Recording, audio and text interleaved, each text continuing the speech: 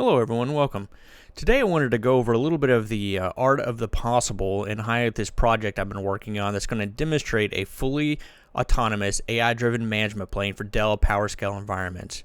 It does this by integrating a locally hosted LLM with PowerScale's native APIs and external telemetry tools that allows the system to transform complex storage administration into natural language conversational experiences. This AI agent does not merely answer questions, it actively queries live cluster health, analyzes deep file system metadata, audits user activity, and executes storage provisioning commands securely based on the user's intent.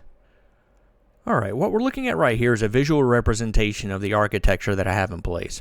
As you can see, it all starts with the PowerScale cluster. In short, it's a node-based distributed architecture to provide NAS level, file level storage to end users, whether that be SMB, NFS, S3, FTP, what have you. PowerScale can send metadata to an Elasticsearch or Kibana instance through MetadataIQ.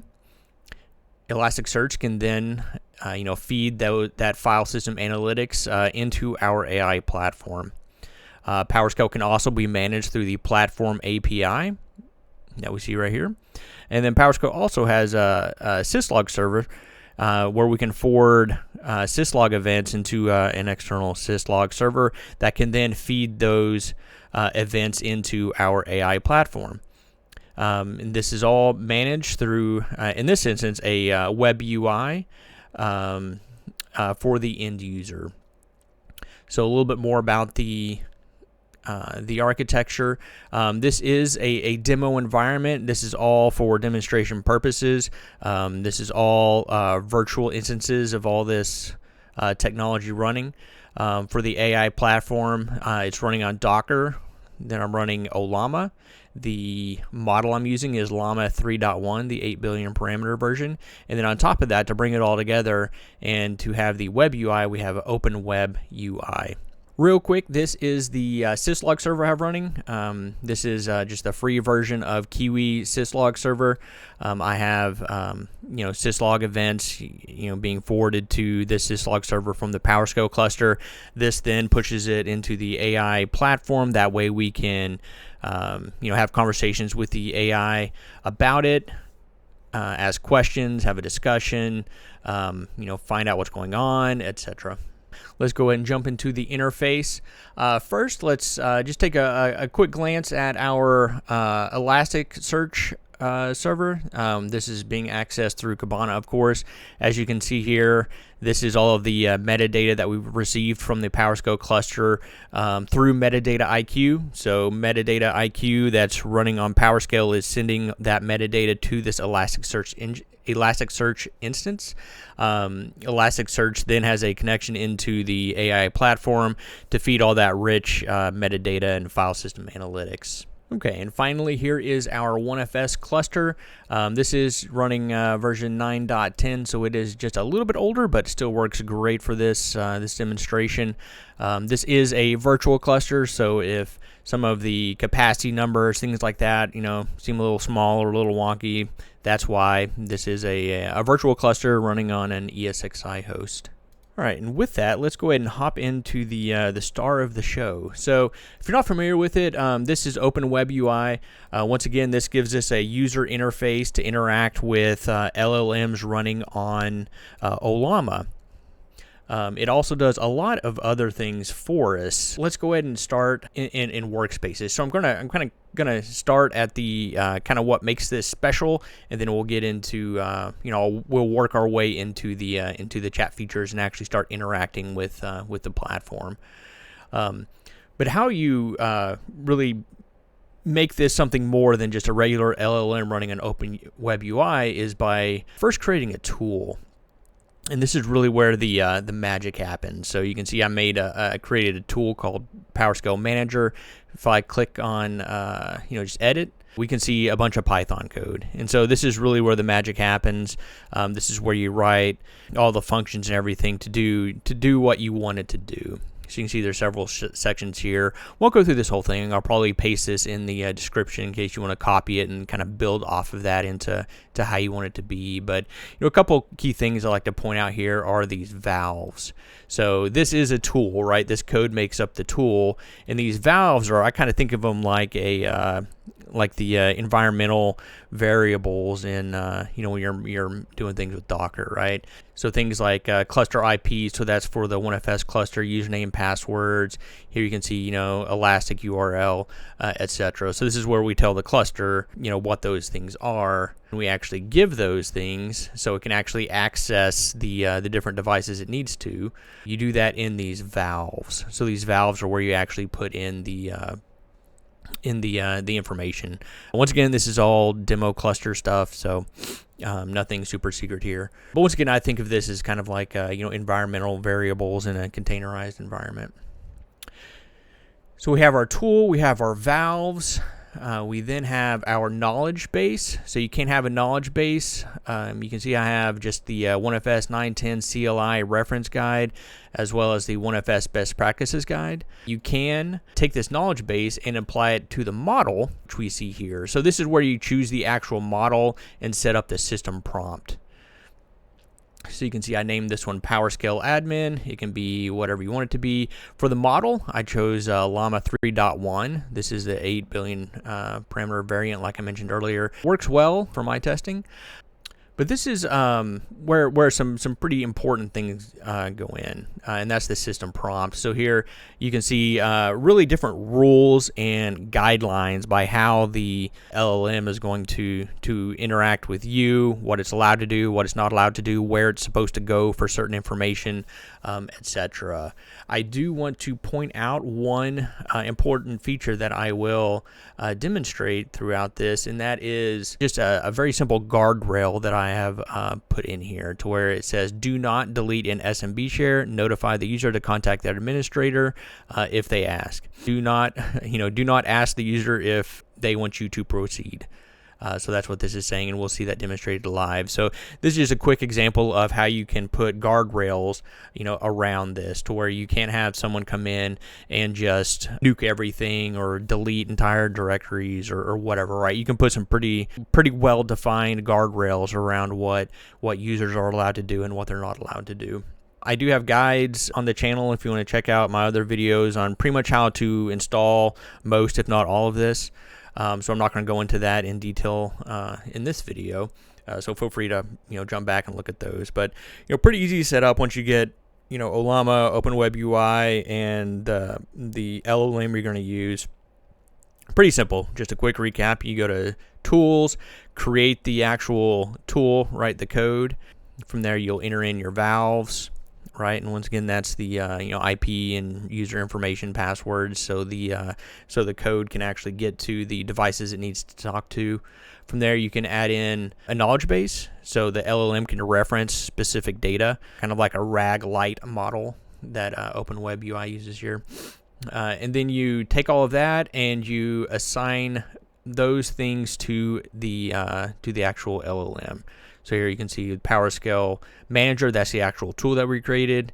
This is where we can add that knowledge base in there, and you can see all the different options. I'm not going to get into any of these in this, but you can add web search, etc. if you wanted to give the users access to that. With that, I do want to mention this is 100% completely self-hosted, so this does not require any type of external communication with the outside world, other than actually downloading the software and the LLM and all that fun stuff. But once you get it set up and all the software downloaded, it does not have to talk outside of the local environment. All right, as you can see, everything looks good. It's saying, there's nothing really to be aware of. So that's good. It's asking if it wants to dive deeper into some checks or see any further insights. So we could do that if we wanted to. Just get some general information about it. Let's have it list all the directories underneath /ifs and all of its subdirectories.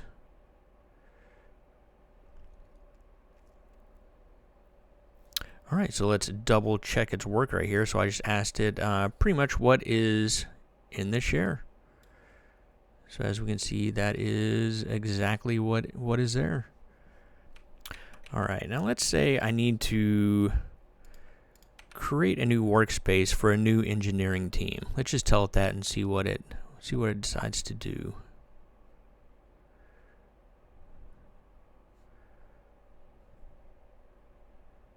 All right, it said it already went ahead and created a new directory for engineering, and there it is. That was quick. We probably could set some more guardrails up to have it, ask more questions and verify that's what we want to do before it does it. But that was quick. All right, so we have a new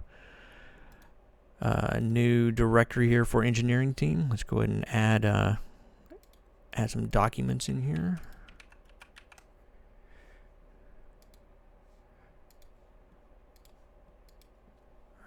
All right, let's see. Have there been any new files written to the new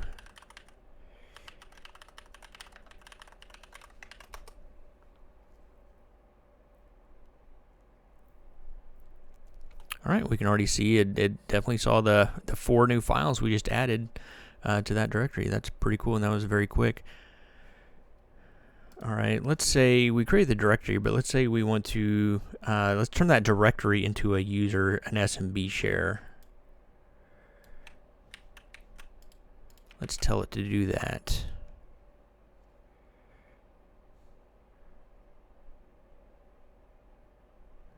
Okay, it's saying it found a problem.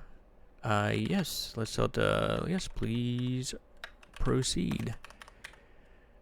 I guess it did not like that slash. All right, it said it successfully created the SMB share. Let's check its work. Oh, there it is. So that's the IP for the node we're connected to, and this is the new SMB share that it just created. All right, let's have it do something that it's not supposed to do, and let's see if the guardrails do their job. Let's tell it to delete the engineering share you just created.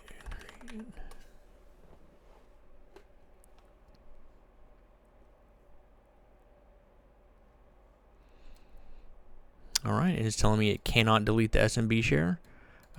Interesting, it said without further instruction from you, but it will not do it. Let's just let's push a little harder, see what happens.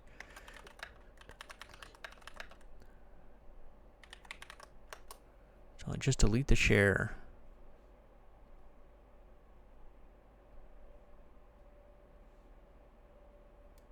All right, it's doing exactly what we wanted it to do, telling us that it cannot do that and to inform our administrator. All right, so that definitely worked.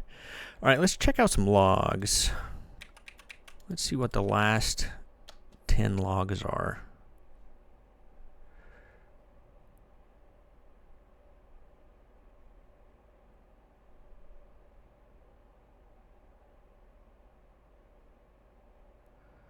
All right, there it is pulling the logs. So those should be the logs straight from our Kiwi Syslog server.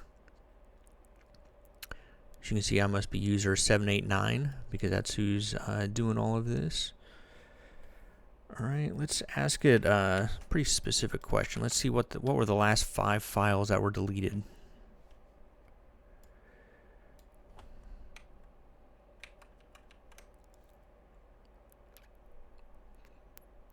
Okay, good to know. As you can see, that once again, that was pulled straight from the logs. All right, let's see if there's been any failed login attempts recently. So people trying to log in with an invalid username or password. Okay, so we did have invalid user attempt. Interesting, it told me there was a successfully logged, admin successfully logged in, but another invalid user attempt. All right, let's see if we see any current errors or warnings.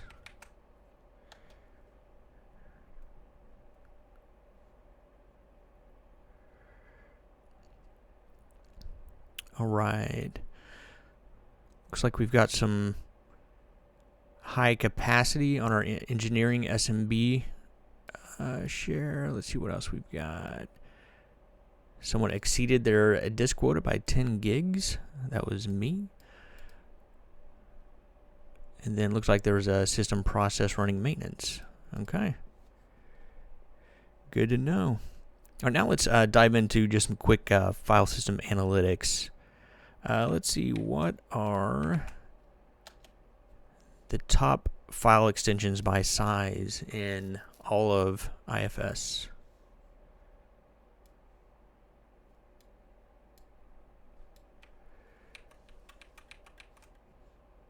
Okay, once again, this is a demo cluster, so not a whole lot going on here. Let's ask it a couple more questions. Let's see. All right, let's see if there's any files that maybe shouldn't be on a public share. Let's see if there's any files with the extension .pem or .key.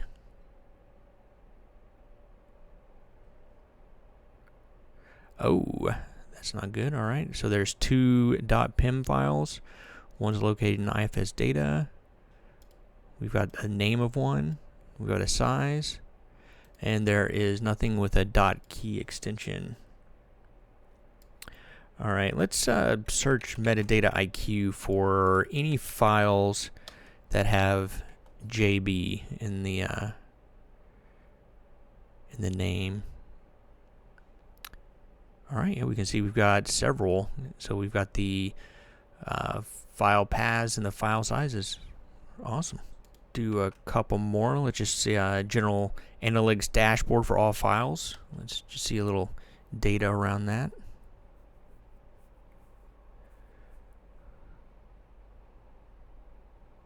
Okay, so we've got some data distribution numbers, as well as very heavy on JSON files, about 83%. So that's pretty high. All right, let's run one more. All right, let's compare our actual physical cluster capacity against the top 10 largest files currently indexed.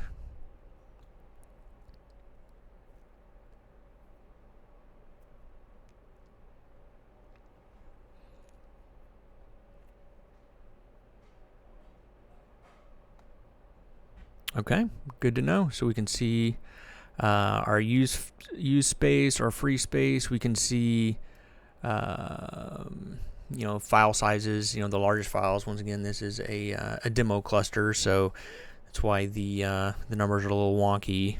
Also, I definitely don't have terabytes of free capacity, but I assume that's because it's reporting this way because it's a virtual cluster, and the porting is can be a little off in the virtual instance of PowerScale. But with that, I think that's a good place to end it. This is definitely not an exhaustive dive into everything that's possible. I really just wanted to be, just a way to show the art of the possible and to show you what you can do today, especially with free, open source, and self-hosted tools. All right, well, thanks everyone for watching. If you have any questions, leave them in the comments, and I'll do my best to answer them.